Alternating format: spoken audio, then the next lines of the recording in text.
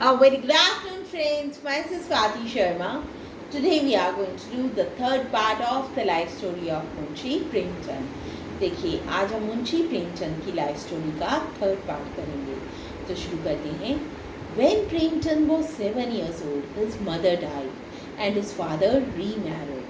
देखिए जब मुंशी प्रेमचंद 7 साल के ही थे तब उनकी मदर की डेथ हो गई एंड हिज फादर रीमैरिड, और उनके जो फादर थे उन्होंने दूसरी शादी कर ली.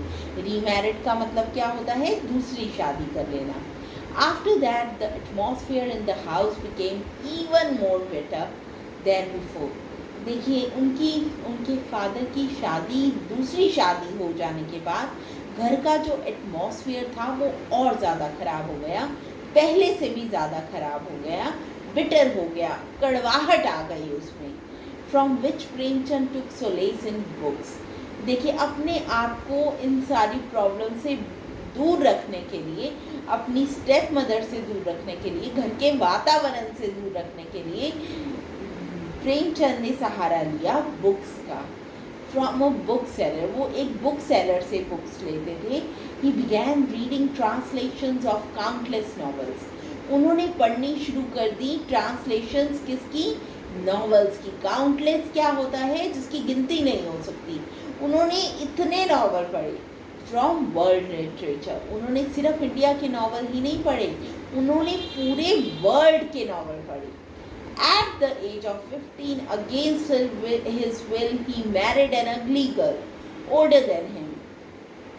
देखिए जब वो सिर्फ 15 साल के थे तो उनके फादर ने उनकी शादी कर दी एक अगली यानी बदसूरत लड़की से जो उनसे उम्र में भी बड़ी थी. A few days later Ajaib Rai also passed away. देखिए इसके बाद क्या हुआ? उनकी शादी के बाद कुछ दिनों बाद ही अजायब राय की भी डेथ हो गई. And besides his wife the responsibility of step mother and 2 step brothers fell on his head. देखिए अपने फादर की डेथ के बाद उनके ऊपर अपने स्टेप मदर की और अपने 2 स्टेप ब्रदर्स की रिस्पॉन्सिबिलिटी आ गई. He had not even pass 10th grade yet. उन्होंने अभी तक 10वीं भी पास नहीं की थी. Use to walk 10 miles barefoot to Banaras every day. वो 10 मील चलकर जाते थे बनारस हर रोज. Teach tuition and return home at night to study. वो फिर उसके बाद बनारस जाने के बाद वो वापस आते थे, ट्यूशन पढ़ाते थे और फिर रात को वापस आते थे और पढ़ते थे. Thus he passed the matriculation examination in 1889. और उन्होंने फिर पास कर लिया मैट्रिकुलेशन एग्जामिनेशन 1889 में.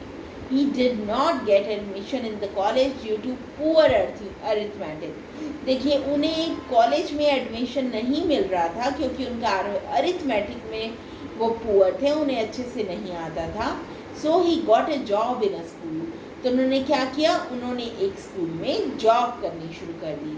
So friends, this was the third part of the story. We'll continue the story in the next part. Thank you.